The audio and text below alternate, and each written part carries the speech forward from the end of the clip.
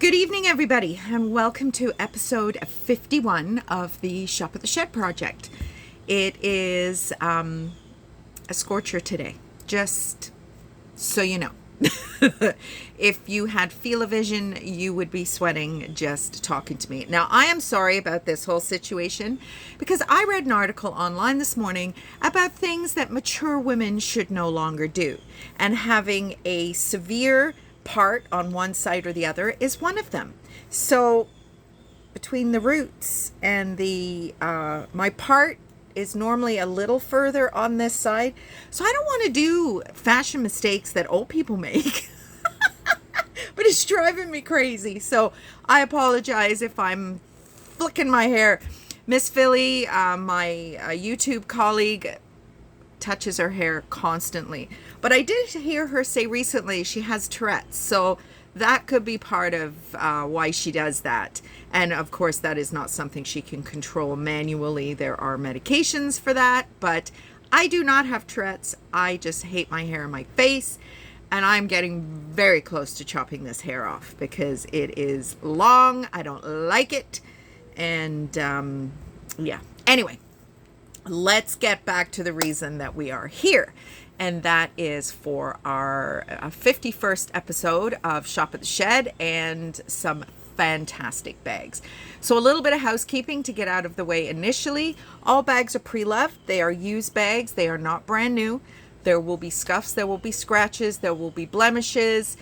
I will point out everything that I know. However, on occasion, I do miss things. So just know that they are pre-loved. So, they are not going to be in pristine, perfect condition. I do, however, try to find the best that I can. And that's kind of where the purse pound came from, because there are still beautiful bags that just have a little bit more wear than I would normally offer. And I just thought, you know what, somebody for a bit of a better price point is still going to rock these beautiful bags. And they're all brand name bags. And they're just too good to get thrown away. So that's where the purse pound came from. So we've got kind of an interesting purse pound bag today. Not that it's interesting, but it's not a brand I come across every day. So they are used. There is no returns, exchanges, refunds. However, as I say, every time we do a video for Shop at the Shed, if something has happened during the shipping process, please reach out to me. Obviously, I do not want my customers getting bags that are damaged and whatnot. So I will just kind of let you know that if something has happened, I will absolutely work with you to resolve that issue. Lastly, shipping. Shipping is not included. However, I do share the shipping cost with you. Shipping is insane. And I did not feel that I could charge my customers the full shipping cost. I mean, for some of the pound bags, the shipping would be more than the bag, which I wouldn't pay it. So I don't know. It's a bit of a controversial issue because I have my wonderful long-term customers who are saying, charge the shipping, girl. And I'm like, but I wouldn't pay it. So, but I'm just a skinflint, I think. That's what happens when you've been a single mom for a lot of years and you're living on air most days. You become ridiculously thrifty. So anyway, let's get to it. So our first bag is kind of a cool bag. This is the in color for 2024. This maroon, burgundy, deep, it's not a red, this is a burgundy maroon. It is a Coach. It is a newer Coach, and this hang tag tells me so. It doesn't have that puff look to it. Has a nice base on it. The leather is beautiful. Now, there are a few scuffs here and there. You can see them here. This is not pebbled leather. This is a soft leather. And that is very prone to scuffs and scrapes and things of that nature. Tiny little bit of corner wear, which I have done my best to deal with. There are some scratches on the plate. Coach New York, it says right there. Straps are in great condition. The devil glazing is in great condition. A couple of little, indents here and there, but everything seems to be in great condition. You open... I put the camera up a little higher today because I'm sick of it taking my boobs. I don't want my boobs on camera. So I've raised it up a little bit, but now my arms are going to hurt because I'm going to have to lift the bags up. So this is one of the... There is a very... Well, it's not crude. It's just what they call these bags by Coach. I'm not going to say it because somebody will give me trouble. But so you've got a middle section zippered. What is that? Oh, there's... How did that get in there? I've cleaned all these guys. Anyway, just a little bit of paper. I think it was maybe from the stuffing from taking the pictures. There's that section where you've got a couple of slip pockets. The interior is in brilliant condition. This side where you have your Creed. Now, this doesn't have a serial number on it. I am not familiar with these newer Coach bags, so I don't know if that... Like, I really don't think it's a fake. Like, I really, really don't. Kind of the late 90s, early 2000 bags, even up to 2013, 2014. I'm pretty astute at... there's a little bit of a scratch right there. At kind of recognizing whether they're authentic or not.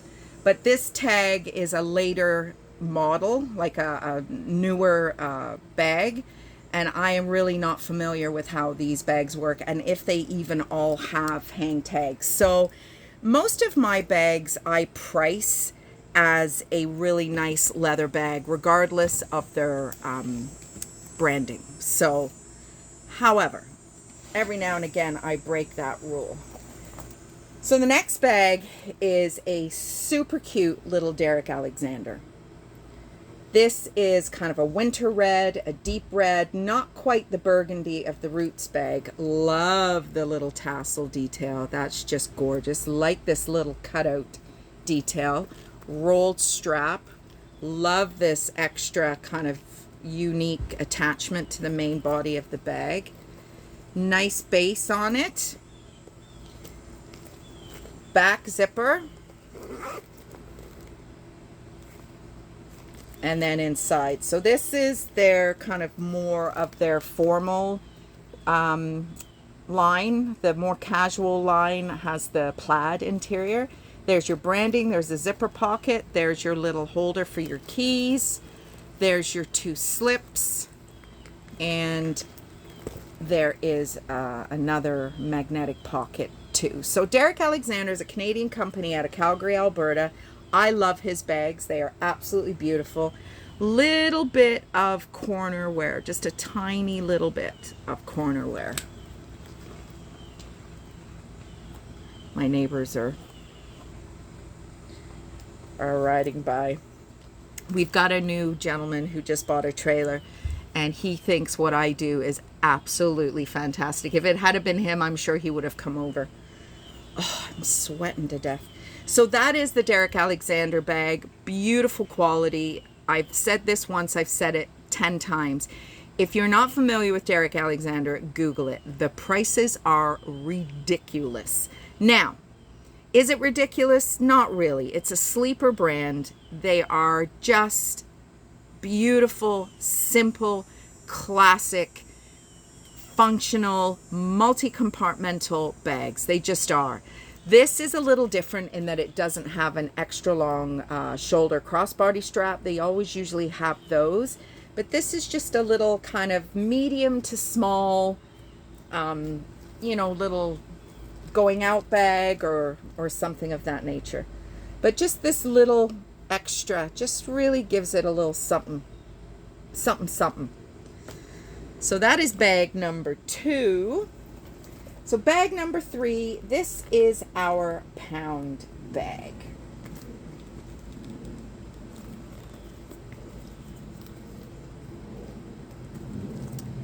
So this is a dark gray. It's a little creased from being in storage. It's dark gray with the lighter gray stitching. No pockets on the back. This little belt detail goes all the way around the bottom. And then this little magnetic catch is here. There is a magnetized slip compartment on the front. And then you've got your interior. Couple of slip pockets and a zippered compartment here. Now the brand is Clarks. I don't know if you're going to be able to see that. And you're saying, why is it pound bag? I'm not seeing why it's a pound bag. So the pound bag is the bag that has a bit of damage. This bag, I had to really think about it, because when I opened it up, there looks like there's a little bit of a repair on this side. On this side, it looks perfect. So I'm not sure if that is, I think it is a repair, but it's been done beautifully and it is in perfect condition. Little bit of a few striations, couple of little pen marks on the lining, but here's where most of the wear comes into play. There is a little bit of a tear starting here, a little bit of a tear starting here. And I do think that's it. So it's not a ton, and it definitely doesn't affect the usability of the bag, but my standards are extremely high, and I would not send that to you without qualifying it as having just a little bit more wear than normal. Come on, little guy. There. That is it done up. The strap is just a shoulder strap. I'm pretty sure I put an extra hole in it. But it's just a really super cute, easy to wear, over the shoulder with some nice little details. Dark gray, a little bit of a unique color. I've got so many mosquito bites. Look at this one. It's huge. And my poison ivy or whatever it was, you can see all the... I had to ransack the storage unit to get the cream that I had from the last time I had poison oak. Or no, it wasn't poison oak. It was sumac. And it always hits me in the forearms. So I don't know what happened. But anyway, that is, just in case you're watching me and I'm all spotty and you think I've got some kind of disease or something. So this is our pound bag today. It's an absolutely beautiful bag. But I do have a little bit of history on Clarks. Now, Clarks is a British shoe manufacturer. The highlight of going back to school in September as a grade schooler was getting your Clarks shoes. And starting school for the first time, you would get a leather pair of T-bar, Mary Jane's, I guess you call them here, shoes. Harry, my son, got his first pair of shoes from Clarks. I got my first pair of shoes from Clarks. My sister got her first pair of shoes from Clarks. My mom and dad got their first pair of shoes from Clarks. Sarah, unfortunately, was born in Canada, albeit there is Clarks available in Canada. But I don't... Did we get her Clarks? I think we might have, actually. But anyway, Clarks is synonymous with young folks starting school. So, 1825, Clarks was established by Cyrus and James Clark in the village of Street, Somerset, and the headquarters is still there to this day. They do not own that brand anymore. Surprise, surprise, surprise. However, desert boots. I love desert boots. They're too flat for my feet now. But when we emigrated to Canada in 1980 from Scotland, my sister and I looked like a couple of curtain panels because we both had the same Simon shirts. If you're British, you know exactly what I'm talking about. Beige coveralls and beige desert boots. And we always looked like a couple of curtain panels, my sister and I. I think that's because my mom was an identical twin. And I think she got very used to wearing the exact same clothes as her sister. So she did that to me and my sister. But desert boots were designed by Nathan Clark, who is James Clark's great grandson. He based the boot on a boot he saw in the bazaars in Cairo. And it was also a staple worn by the British officers in World War II. They have 1,400 branded stores, but they no longer own it. The majority stake is owned by Viva Goods Hong Kong, and that happened in January 2021. Now, Roots predates COVID. I think they were 2017 that they, Searchlight took the majority stake ownership in Roots. So many of these original brands don't own themselves anymore. It's just so sad, but that's commerce, I guess. So, bag number 4. Check this little baby out. This is Banana Republic. It is a zebra colored cowhide with black leather and this heavy duty chain strap, which is a 23-inch strap drop. There is a little brand disc there, Banana Republic. Now there is a little bit of color loss on the cowhide, but the pattern goes right through to the leather. Like, it's not just sitting on top of the cowhide. So it doesn't, I mean, it's a little paley-waley in a few spots, but it doesn't scream at you at all. So these are called micro bags. They were very hot a couple of years ago. Banana Republic, there's another card slot. They are just super, super cute. And you've got all the leather lining here. And it's just absolutely fabulous. So that is bag number 4, and this is our small for today. And last but not least is this absolutely gorgeous studded black leather Michael Kors. Now, you are only getting this bag today because I did not have a 5th bag. I had planned to use this baby for a while before I offered it up to you guys. But like I said, I took a bag out of the storage unit on Saturday, I believe, or Sunday, and brought it back. And there were a few vintage bags in there for the Etsy shop. So it wasn't a full bag of not vintage bags, or whatever you want to say.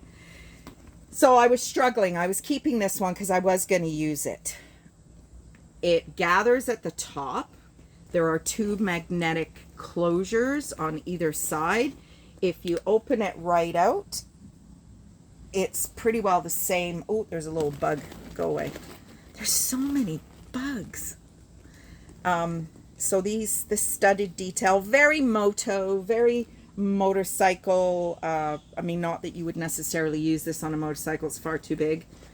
So as I said, the 2 magnetic closures. It has a slip. It has a slip pocket, a zipper pocket, a key lanyard. There is your Michael Kors. On the other side, there are 2 leather edged slip pockets, and it's this fabulous lining that is just almost like linen. Now, there are a couple of kind of, just little dark spots, and I'm not going to mess with them too much because once you do that, it just spreads. And oftentimes when these black pieces get wet, the color runs. So I would rather just have a few of those little dark spots than actually, ruin the interior altogether. Because I like the light colored interior. You can see all your stuff. And I love that they have a little stopper here so that the loop doesn't go all the way around. See? Quality. A lot of what you pay for with these kind of designer brands, you can't even really notice it. So I wanted to point that out to you. Not a lot of companies do that. So the strap is forever. Now, the only thing that will happen by keeping the strap in the same place is that you could have a little bit of wear in one spot. There's a Michael Kors on all the grommets as well. This bag has been used very, very slightly. And it would have been used even more by me if I'd had enough bags for today's Shop at the Shed. But this is a real beauty. I looked at one of this line back in, I would say 2008, 2009. It was like a big duffel weekender, but it was like $300 and odd, and I just couldn't afford it. I was in university, single mom. That's how this whole thing started for me. I had taste that my budget could not substantiate, and 9 times out of 10 I'd go to Winners or I'd go to Marshalls and I'd buy something anyway. This way, I feel very strongly that if you are a bag person, lady, man, gentleman, woman, child, whatever you are, you can still have a little something that's new to you for a fraction of the price. And sometimes it's not even, I mean, retail therapy is a thing. Retail therapy is something that has been happening forever. Now, I tried to remember the name of the department store that opened in Selfridges. That is it. There was a TV show on Netflix called Selfridges. If you've not watched it, you need to watch it. It is absolutely fabulous. Selfridge is who started the art of leisurely shopping. Shopping as a leisure engagement or a leisure event. Prior to his opening up Selfridges in London, you would go and get measured for a dress, measured for a hat, measured for gloves. You didn't peruse. You didn't go window shopping. You didn't go and look at what was on display. You went, got measured, they made it, you picked it up, and that was it. He opened this department store, and it had, I think it was called the Palms. Most beautiful restaurant. It was a destination. You went, you had lunch, you went shopping. That is how that all started. And he was a huge supporter of the suffragettes during World War I. Honestly, if you have Netflix and you have not watched Selfridges, and if it is still available, watch it. You will not move from your seat. It is just a fabulous, fabulous story. I think they've bent the truth a little bit, as most, kind of based on a true story kind of things do. But it was a very tragic, very similar to William Durant, who started GM. Was a multi-millionaire in the 20s, 30s, and ended up penniless and didn't own a thing. It is very tragic, but these, I don't know what you call them, not a career entrepreneur, but a born entrepreneur, I'm going to call it that. These are folks that are just not even really that interested in the money. It is the game, like the Richard Bransons, the Buffetts, the like even Donald Trump. I'm sure it's a game to them. It isn't about making $1 million on a deal. It's about creating a deal that didn't exist, or talking somebody into a deal they didn't want to make. It's not really the money. Now, this could be my opinion. It's certainly my take on some of the biographies that I've read. William Durant, Story of GM, it should be a movie. Somebody needs to make that a movie or a series or something. And then Warren Buffett gave his kids nothing. His granddaughter was a nanny to a superstar family in California. He lives in the same house today that he lived in before he became like a billionaire. So it's just the nature of the game for these people. But I am 24 minutes in, and chances are it's going to take me 19 hours to upload this video. So I'm going to sign off now. And if you are interested in any of these bags, leatherbag-lady.com, which I have not even mentioned throughout this whole video, so my apologies. Leatherbag-lady.com is where you can find these beautiful bags. Pricing is there, sizing is there, a little brief description, and then just a multitude of pictures that are maybe a little bit more concentrated than what you're seeing in this video. Anyway, everybody, have a great rest of the night and happy shopping. Bye.